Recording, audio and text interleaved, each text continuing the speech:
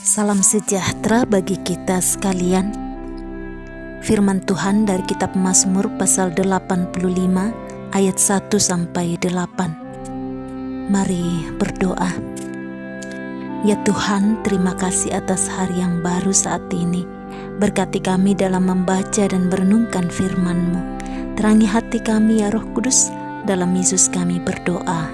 Amin. Mazmur 85 ayat 1-8.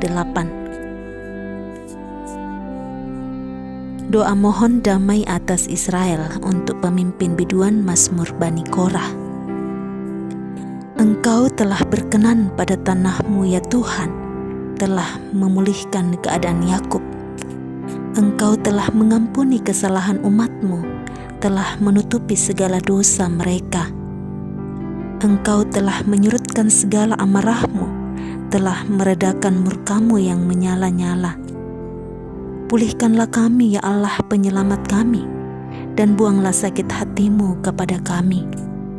Untuk selamanyakah Engkau murka atas kami dan melanjutkan murka-Mu turun-temurun? Apakah Engkau tidak mau memulihkan hidup kami kembali, sehingga umat-Mu bersuka cita karena Engkau? Perlihatkanlah kepada kami kasih setia-Mu ya Tuhan, dan berikanlah kepada kami pertolongan-Mu. Amin. Tema renungan kita, pengampunan mendatangkan pemulihan.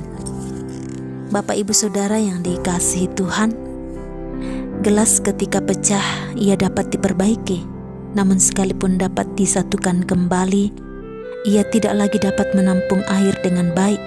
Bahkan bentuknya pun tidak akan lagi seperti sebelumnya. Analogi gelas pecah ini sering digunakan untuk menggambarkan tentang kehidupan, bahwa ketika hidup ini telah rusak, ia tidak dapat lagi dipulihkan secara sempurna. Namun benarkah demikian? Bagaimana dengan kehidupan bangsa Israel, terutama yang digambarkan dalam Mazmur pasal 85 hari ini? Siklus kehidupan bangsa Israel ialah percaya, memberontak, menderita, dan dipulihkan. Siklus ini terdapat juga dalam bacaan Mazmur hari ini. Pasal 85 ini ditulis pasca mereka kembali dari pembuangan. Ini dimulai dengan sebuah ungkapan syukur bahwa kembalinya bangsa Israel dari pembuangan hanya karena kemurahan Tuhan. Pemazmur menulis bahwa Tuhan telah mengampuni bangsa Israel.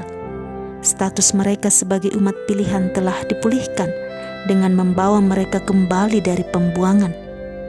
Pengampunan yang Allah nyatakan bagi bangsa Israel mendatangkan pemulihan. Dosa dan kesalahan mereka ditutupi. Pemulihan itu bersifat menyeluruh. Pemulihan yang dimaksud ialah kembalinya bangsa Israel pada keadaan atau kondisi sebelum mereka terbuang.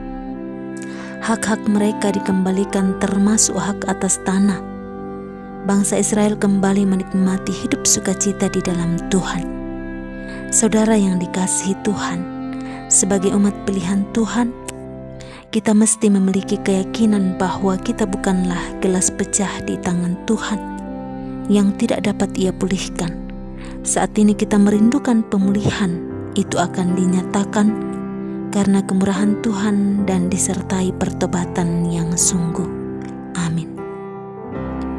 Mari kita berdoa. Syukur kepadamu ya Tuhan yang menjadikan kami sebagai umat pilihan-Mu dengan segala kelemahan dan keterbatasan kami. Mampukanlah kami ya Tuhan untuk senantiasa hidup dalam pemulihan dan kemurahan-Mu, dan senantiasa hidup dalam ketaatan. Dalam Yesus kami memohon. Amin. Demikian firman Tuhan saat ini. Mari senantiasa hidup dalam kehendak Tuhan. Tuhan menyertai kita.